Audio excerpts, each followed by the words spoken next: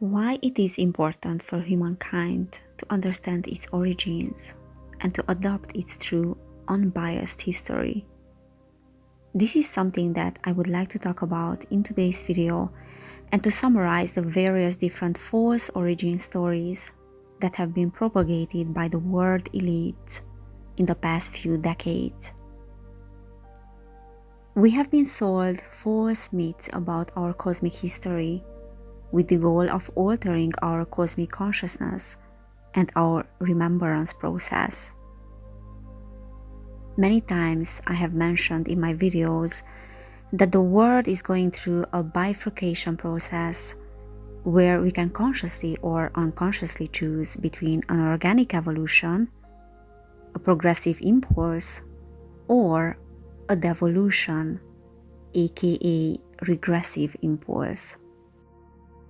In the past at least 150 years, there has been an enormous amount of effort put into convincing humankind that we are either products of some advanced alien species that are the parents of humanity, or that we have naturally evolved from some lower density species like the apes. This belief started to spread like wildfire in the world when in 1859 Charles Darwin has published his book called The Origin of Species, stating that humans evolved through a process of natural selection and our ancestors are the apes. The reality about apes is that they were actually human beings and devolved humans that they did not pass the initiation after the Lemurian epoch. Human beings already existed on the earth before the devolution process happened, so we can even state that humans are the ancestors of the apes and not the other way around. The other red flag origin myth, which has started to spread through various mainstream channels and ufology communities, is that humanity was created by Anunnaki gods as slaves, and these progenitor gods are responsible for our existence as a species. Why would an interdimensional group of beings want humans to think that humanity was created as slaves? It is because if we start believing that we were created to be slaves, then our only purpose is to be a slave, and that is what we will ever be, which is creating an automatic submission to these Anunnaki gods.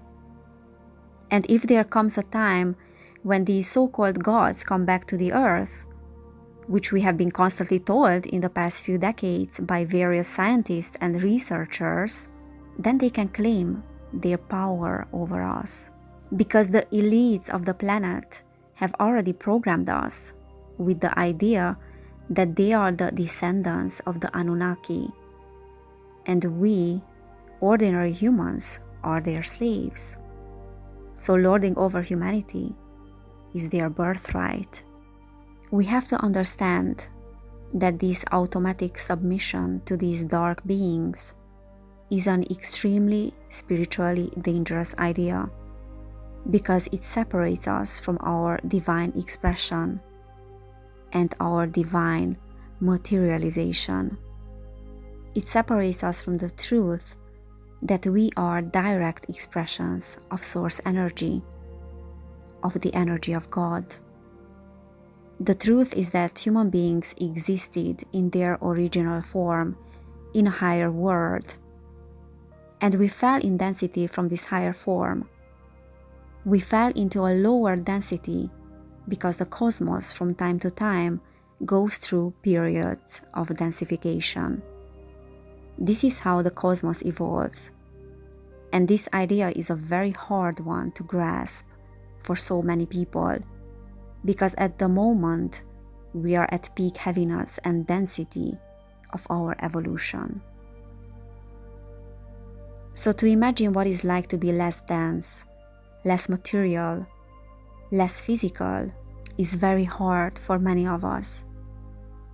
Even though the fall of humanity has been referenced in many mystery texts, in many ancient poems, and there are references to it even in the Bible. But these references have been lost and long forgotten. They have been overwritten by false myths based on anomalies in the human DNA, which tries to convince us that we have evolved through some alien species, splicing their genetic code with us, which is absolutely false. We have to understand that DNA modification and anomalies in our DNA don't mean that we were created by those that tempered our DNA. Mutation and hybridization does not equal creation. DNA modification is not our creation point. Human beings are the personification of the earth. We are the keepers of Gaia. It really matters what we believe ourselves to be and what we think about our origin, because how we think that we have begun becomes our belief about what we are. And the false subconscious referencing about the human origins, which we are being bombarded with every day, creates a foundation of what we are. And the life force energy that is generated by these false beliefs of our history goes to those that claim that created us. Because if they can control our past, they can also control our future.